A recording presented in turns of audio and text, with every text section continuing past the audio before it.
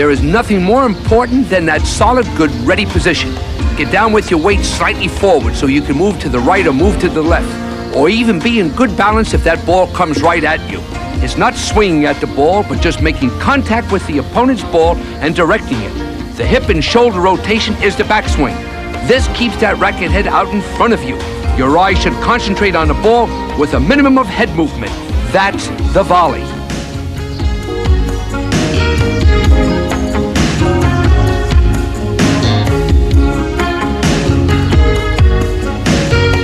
Let's talk about the serve. First of all, the serve is a key part of the game because it depends whether or not you're in trouble after you hit it or you're controlling the point.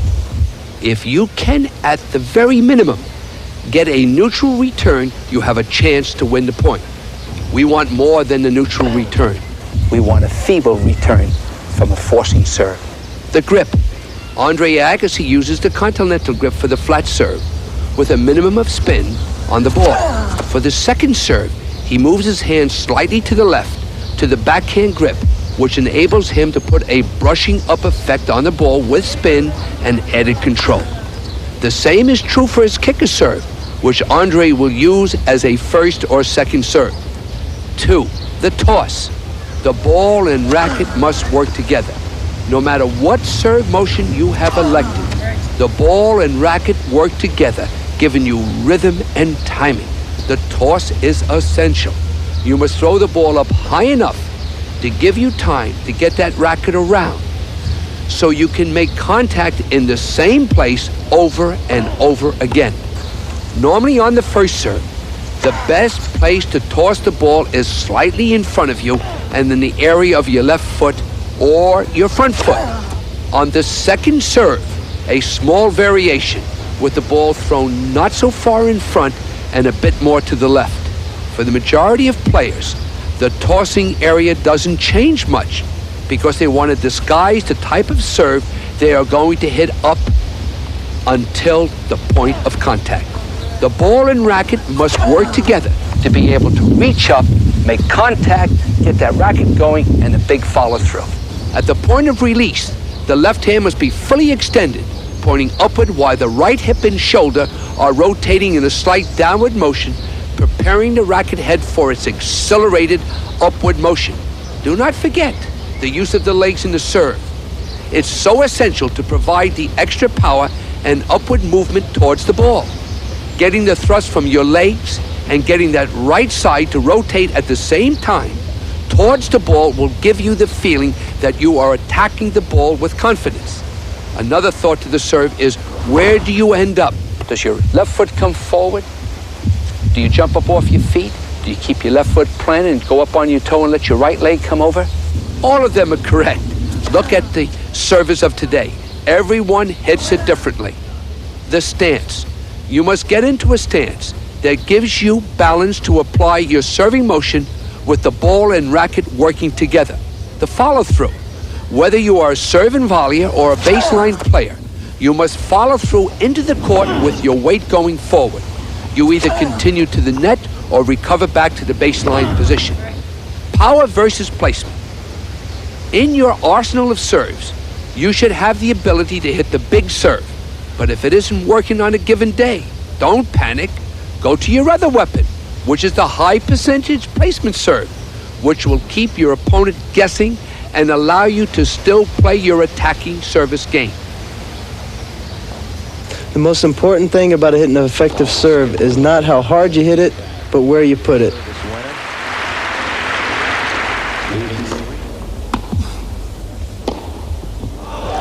So watch here in slow motion the extension of my arms and also the racket head acceleration when I meet the ball.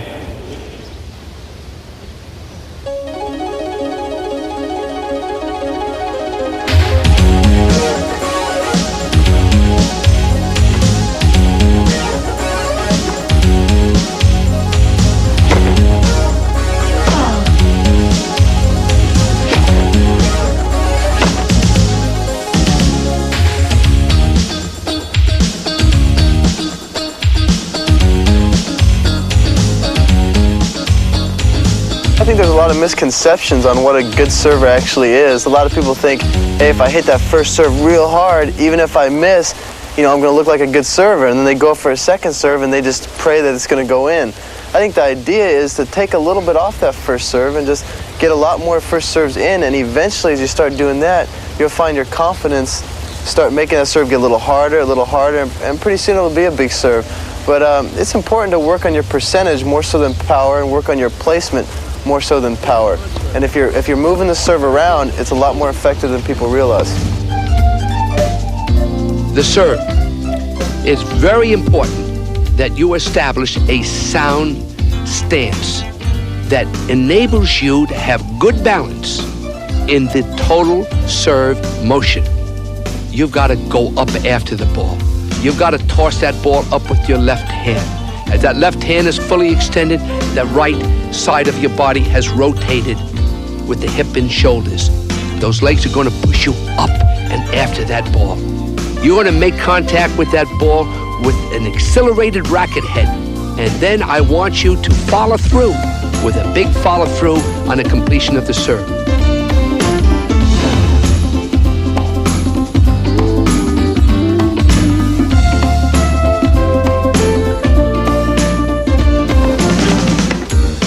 Return of serve, huh? You mean the attacking return of serve.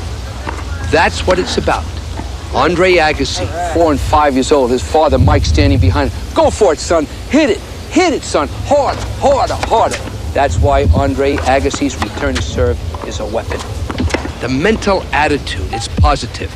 You are going to go for the ball. If you can return service, your serve improves immediately. Why? Because you know you can break the man or break the lady anytime you want. Let's talk about the return of serve. 1, the hip and shoulder rotation must be positive. 2, whether it be a straight back or a semicircle, it makes no difference. Also, you've got to pick up the ball immediately, not when it bounces. Pick up the ball the second it leaves your opponent's racket. Which means, can you get a tip from where your opponent is tossing the ball? That might tell you what type of serve. Normally on return of serve, the first return, the racket should be a little low. Why? It's normally a forcing flat serve with very little action. The second serve, however, get that racket head up a little higher. Why? The ball is going to kick, bounce up. So remember, the ready position is key. Weight forward, good hip and shoulder rotation. Don't be dreaming. Don't worry where you're going to hit that first return of serve. Just get it back in the beginning. Also, do not concentrate on the opponent. You concentrate on the ball. You have enough to contend with. The ball. You are playing against the ball, not the opponent. Get the ball back so that you put the opponent in trouble. If they're an attacker, get it at their feet so they have to volley up. I'm going to give you a heck of a practice point.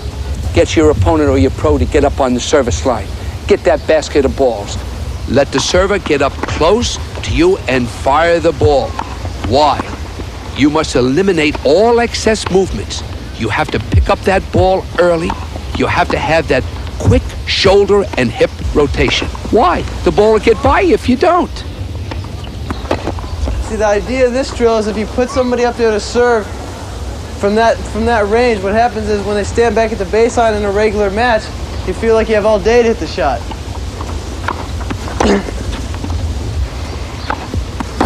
It teaches you not to waste any extra motion while you're returning serve. Make it short and sweet. Just like that. Another way to improve return to service is to stand inside the baseline when rallying. Why? Why will this improve your return to serve? Because this forces you to hit each ball on the rise with a much shorter version of your regular forehand. In turn, it emphasizes the importance once again of the immediate hip and shoulder rotation. It cuts down on the backswing, and again it makes you pick up the ball sooner. That's the return to serve, a key element to the game of tennis. Here I am again on the service return, making him feel the pressure.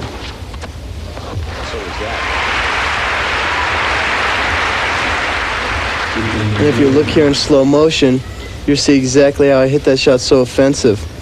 if you notice the hips and shoulder rotation that we've been talking about, that's where we get the power from. Now when somebody has a serve about as big as Becker's, the important thing is to still try to stay in control of the point. And so therefore, as you notice, I'll stand close to the baseline, ready to jump on anything he serves at me. And the first thing I do when he hits that big serve is I come forward, anticipate it, and keep that backswing short and simple.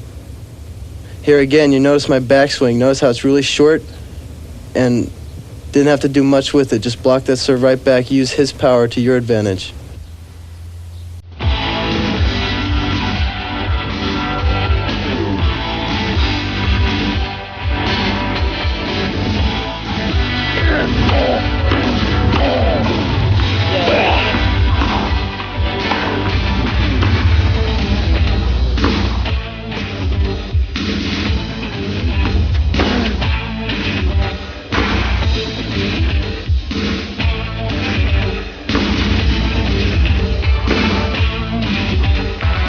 Return to serve really helps me, and where I think it's very important is if you're able to return well and break a person, it's all that much easier to hold serve.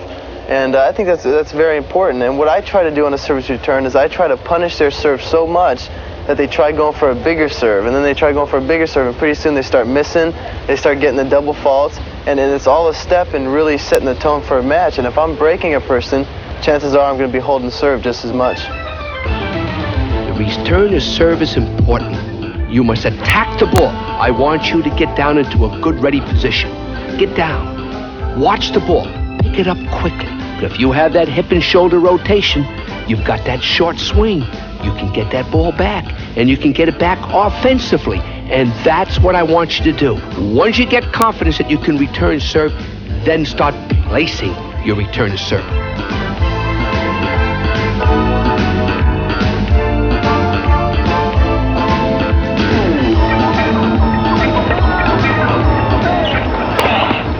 The overhead. I want to give you a few important keys to remember in hitting the overhead. It's fairly similar to a serve, except you got to make position with your feet. You can run sideways, you can run to the left or to the right. You take the crossover step to start going backwards, but you have got to move. Your swing is fairly similar to the serve. You may cut down that swing to perhaps a half a swing, but it's exactly the same. You've got to have that left hand fully extended and tracking the ball to the point of contact. And you've got to go up after it.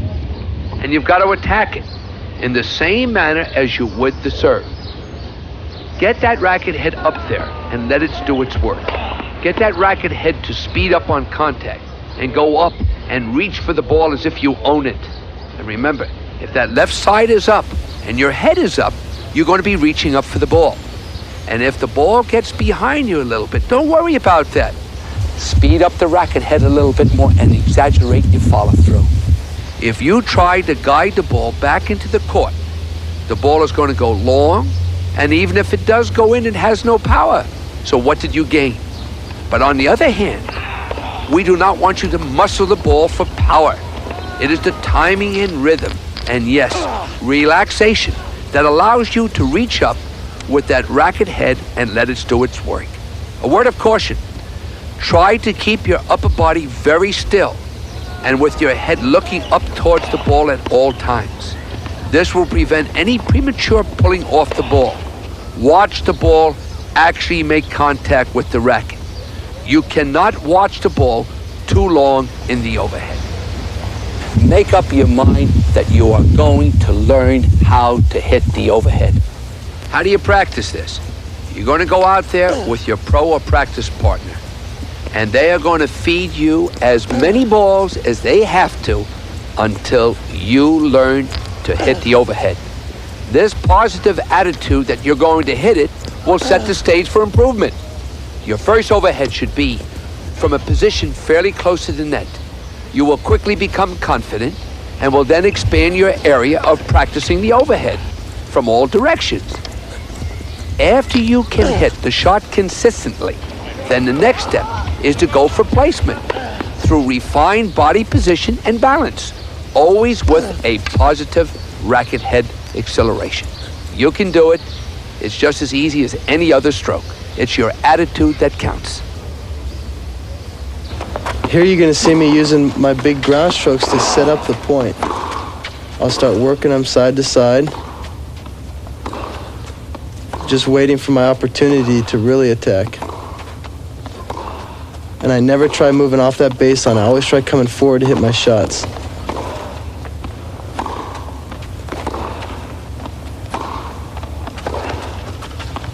But big ground strokes don't do you much good if you can't put away the point properly. And when I got that overhead, I had to hit it confidently.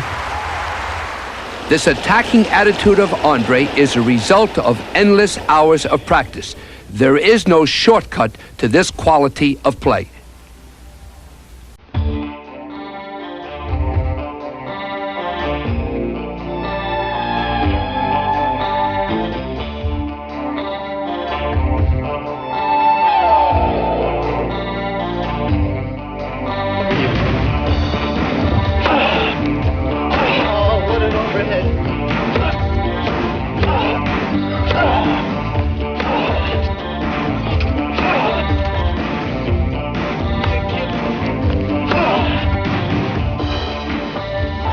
When I'm involved in a situation on the court where actually there's a lob and I go up for it, the one thing I think about is not so much, hit it away from the person, but I think, hey, pick my spot and let them worry about guessing where I'm going to hit it. I'm not going to try to guess where they're going to run to. And so when I go for the overhead, I hit at the spot that's most easiest for me, and if they're there, they're going to be lucky to return. The overhead. You've got to have confidence. You've got to attack the ball. Reach up for the ball. Keep your head still. Full extension like the serve. Utilize your legs. Meet the ball out in front of you. You've got to have good racket acceleration, especially when the ball gets behind you. And you've got to follow through. Play the ball, not the opponent's position.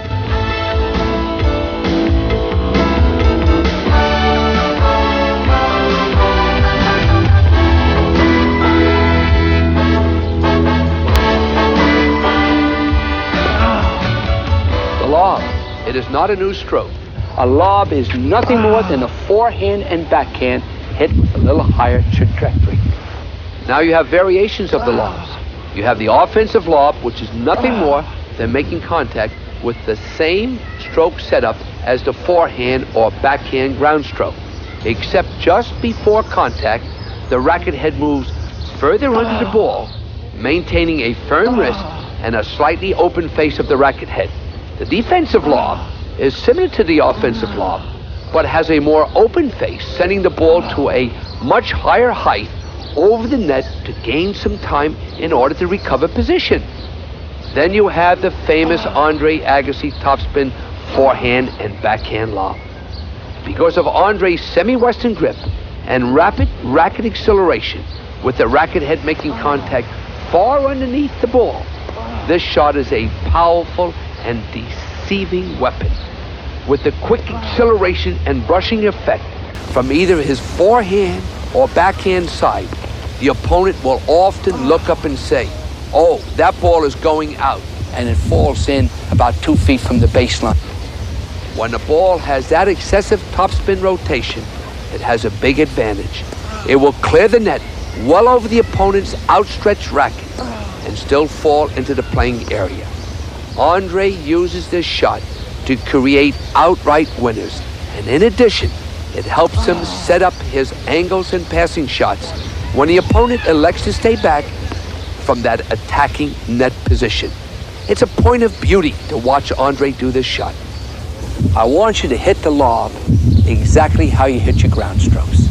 Make the preparation, the excitement, the same as if you're going to hit a big forehand or backhand.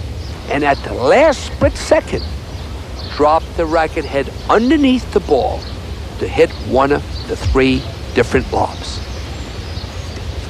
A few practice tips. Number 1, the mini game.